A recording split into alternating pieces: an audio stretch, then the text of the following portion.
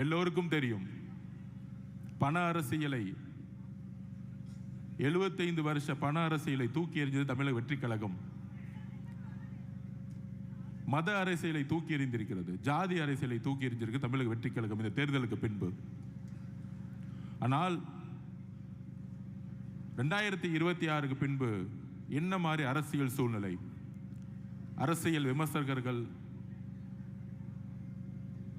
என்கின்ற போர்வையில் பேசிட்டு இருப்பாங்க.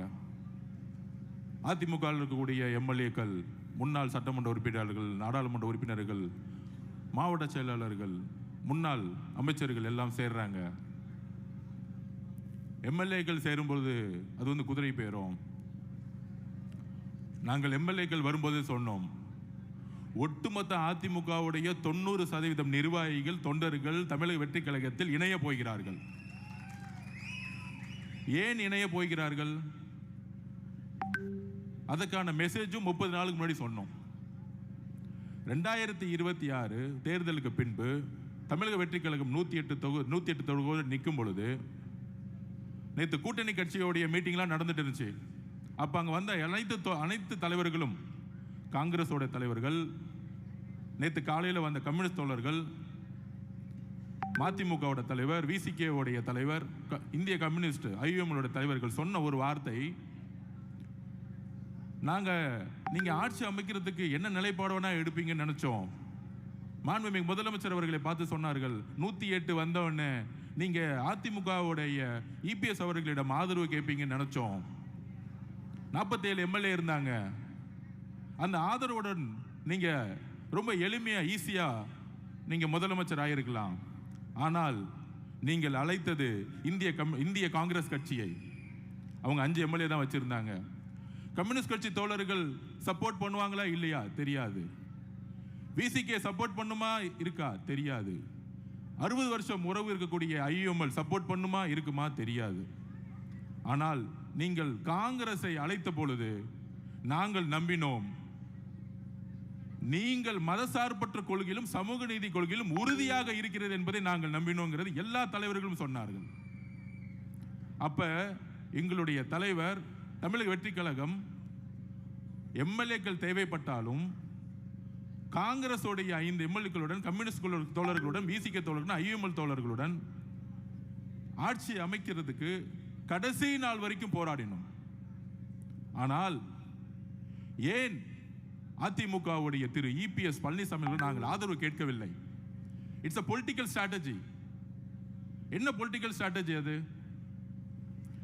தேர்தலுடைய ரிசல்ட் வந்துட்டு இருக்க நேரத்தில் ஒரு 7-8 மணிக்கெல்லாம் தகவல் வந்து 108 110 நிற்கிறோம். சரியாக நைட்டு 10 மணிலிருந்து திரு மு.க. ஸ்டாலின் அவர்களும் திரு உதயநிதி அவர்களும் அதிமுகவுடைய இபிஎஸ் பழனிசாமி அவர்களும் அவருடைய மகன் மிதுன் அவர்களும் பாஷ்யம் கன்ஸ்ட்ரக்ஷன் கம்பெனியுடைய ஓனர் அவர்களும்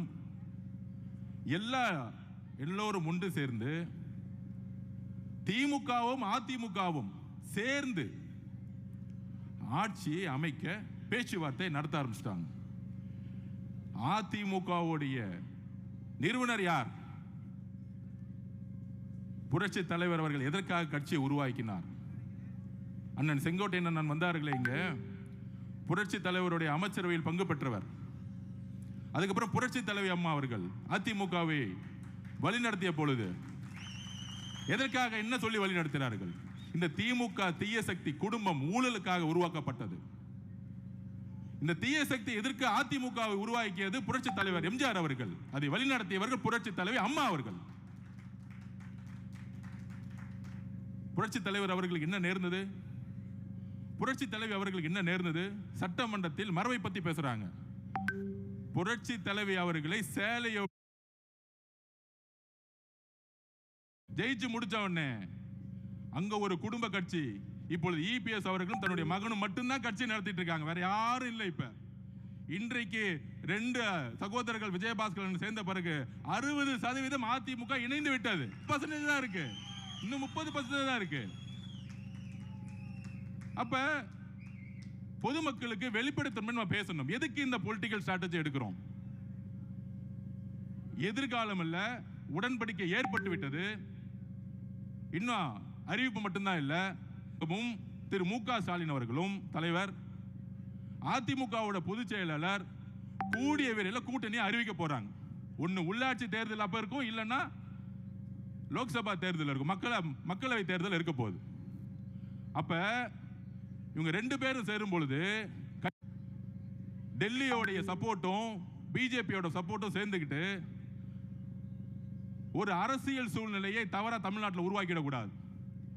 அப்படி சேரும் பொழுது ஒட்டுமொத்த அதிமுக நிர்வாகிகள் ஆல்ரெடி இங்க மூவ் ஆயிட்டாங்க. தமிழ் வெற்றி கழகத்துக்கு மூவ் ஆயிடுவாங்க அந்த முடிவு எடுக்க போது முன்னாடியே. அப்ப நாளைக்கு அதிமுக வெறும் பேப்பர் லெவல்ல இருக்கும். அப்ப இபிஎஸ் அவர்களும் திரு மு.க. ஸ்டாலின் சேரும் பொழுது ஒவ்வொரு மாவட்டத்திலும் திரு இபிஎஸ் அவருடைய அதிமுக வேலை செய்யறதுக்கு ஒரு நிர்வாகி இருக்க மாட்டாங்க. ஒரே ஒரு நிர்வாகி இருக்க மாட்டாங்க. அவருடைய மகனும் திரு இபிஎஸ் பழனிசாமி அவர்கள் மட்டும்தான் கட்சியில் இருப்பாங்க. இன்னொரு 5 பேர் இருப்பாங்க, அவங்களுக்கு தேர்தல் வேலை செய்யவே தெரியாது, அவங்களை விட்டுருவோம். இப்பயே தீர்மானம் போடுறாங்களாம், திரு மிதுன் அவர்கள் கட்சியை வழி நடத்தணும், இளைஞர் அணி தலைவர் ஆகணும். அதுல அவர் சொல்றாரு, அன்னைக்கு பேட்டி எடுக்கும்போது சொல்றாரு இபிஎஸ் அவர்கள், என்னுடைய மகன் ஒன்லி உறுப்பினர் தான், அரசியல் ஆசைனா எதுக்கு நீங்க உறுப்பினரா வச்சுக்கிறீங்க? எதுக்கு தெரியுமா? திரு உதயநிதி அவர் சொன்னாருங்களே, என் மகன் 25 வருஷமா உறுப்பினரா இருந்தாரு, அதனால டக்கு நான் இளைஞர் தலைவர் ஆகிட்டேன், அதனால சட்டமன்ற உறுப்பினர் ஆகிட்டேன், அதனால துணை முதலமைச்சர் ஆகிட்டேன். இதே கதை தான் அடுத்து இபிஎஸ் அவர்கள் ஃபாலோ பண்ண போறாங்க. இதை தெரிஞ்சுக்கிட்டாங்க எல்லா மாவட்ட செயலாளர்களும் எல்லா முன்னாள் அமைச்சர்களும் நல்லா தெரிஞ்சுக்கிட்டாங்க. இது குற்றச்சாட்டு அல்ல. ரெண்டு பேரும் சேர்ந்து சொன்னது யார் தெரியுமா? மார்க்சிஸ்ட் கம்யூனிஸ்டோடைய அகில இந்திய தலைவர் திரு பேபி அவர்கள் சொன்னார், நாங்கள் ஏன் தமிழக வெற்றி கழகத்திற்கு ஆதரவு கொடுக்கிறோம்னா அதிமுகவும் திமுகவும் பிஜேபியும் சேர்ந்து ஆட்சி அமைக்க போது அதனால நாங்கள் எதுக்குறோம்னு சொன்னார். திரு சண்முகம் அவர்கள் மார்க்சிஸ்ட் கம்யூனிஸ்டோடைய தலைவர் தமிழ்நாட்டில் அவர் சொன்னார், திமுகவும் அதிமுகவும் பிஜேபியும் சேர்ந்து ஒரு புடலங்கா கூட்டணி உருவாக்குவீங்க, அதுக்கு நாங்கள் சப்போர்ட் பண்ணுவோமா? இது சொன்னது யாரு? தமிழ் வெற்றி கழகமா? இல்லை. 10 வருஷமா திமுக கூட்டணியில் இருந்த கம்யூனிஸ்ட் தோழர்கள். ஐயுஎம்எல் தலைவர் சொல்றாரு, என்ன கூப்பிட்டாங்க, அதிமுகவும் திமுகவும் சேர்ந்து ஆட்சி அமைக்கிறதுக்கு என் சப்போர்ட் கொடுக்க சொன்னாங்க. முதல்ல 2.5 வருஷம் அவங்க முதலமைச்சர் இபிஎஸ் அவர்கள் முதலமைச்சர், அடுத்து உதயநிதி முதலமைச்சர். என்ன ஒரு சூழ்ச்சி, எவ்வளவு பெரிய அநியாயம்! இதை எதிர்க்கிறதுக்கு ஒட்டுமொத்த அதிமுக தொண்டர்களும் குரல் கொடுத்தாங்க. ஒட்டுமொத்த அதிமுக 47 எம்எல்ஏ 20 எம்எல்ஏ 25 எம்எல்ஏ அப்பயே குரல் கொடுத்தாங்க, திமுக சேரக்கூடாது. சொன்னது கம்யூனிஸ்ட் மட்டும் கிடையாது, சொன்னது ஐஎம்எல் மட்டும் கிடையாது, உண்மையான மக்கள் தலைவருடைய விசுவாசிகளா இருக்கக்கூடிய அண்ணன் விஜயபாஸ்கர் அவர்களும் கரூர் விஜயபாஸ்கர் அவர்களும் அண்ணன் சி.வி. சண்முகம் அண்ணன் அவர்களும் எல்லோரும் இணைந்து திமுகவுடன் சேரக்கூடாது சொன்னாங்க.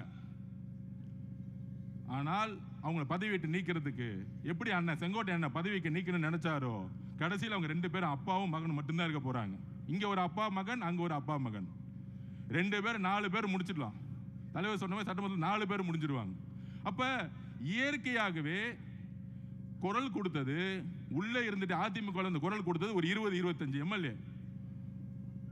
அக்கா வந்திருக்காங்களே மதுராந்தகத்தோட எம்எல்ஏ ஒரு 4 பேர் ரிசைட் பண்ணாங்க, எல்லாரும் சேர்ந்து குரல் கொடுத்தாங்க. அந்த குரல் கொடுத்ததுடைய வெளிப்பாடு அப்பயும் அதிமுக பொதுச்சாளருடைய காதுல உழுவல. அதனாலதான் ரிசைன் பண்ணி தமிழக வெற்றி கழகத்தில் சேர்ந்தாங்க தைரியமா. 10 நாள் அவர் எம்எல்ஏ ரிசைன் பண்ணா அதுக்கு ஒரு தைரியம் வேணும். அந்த தைரியம் எங்கிருந்து வந்துச்சுன்னா, புரட்சி தலைவி அம்மா கிட்ட நான் வளர்ந்தேன், எனக்கு பேர் வச்சதே புரட்சி தலைவர் தான், அம்மா புரட்சி தலைவர் தான் எனக்கு பேர் வச்சாங்க. மதுராங்கத்தோட எம்எல்ஏ நம்ம சகோதரி சொன்னாங்களே புரட்சி தலைவர் தான் எனக்கு பேர் வச்சாங்க. எப்படி நான் திமுகவோட சேரும் போது நான் எப்படி அந்த கட்சியில் இருப்பேன்? தைரியமா கையை ரிசைன் பண்ணிட்டு வந்தாங்க. ஆனா நம்மள பார்த்து சொல்றாங்க குதிரை பேர் நடத்துறேன்னு. குதிரை பேர் நடத்துறது யாரு? எனக்கு கரூர் ரொம்ப முக்கியமான ஒரு கணக்கு வழக்கு இருக்கு. அந்த கணக்கு வழக்க முடிக்காம விட மாட்டோம். இதே மண்டலத்தில் சொன்னோம், எங்க தலைவரை கை வச்சீங்கல்ல கரூர்ல, எங்க மக்களை கை வச்சீங்கல்ல ஸ்டாலின் அவர்களே, திரு உதயநிதி அவருடைய வாழ்க்கைக்காக எங்களுடைய மக்களை காவல்துறை மூலமா கொன்று குவிச்சீங்களா, அதுக்கான பதில் ஒரு நேரத்தில் நடக்கும். சட்டம் தன்னுடைய கடமையை செய்யும்.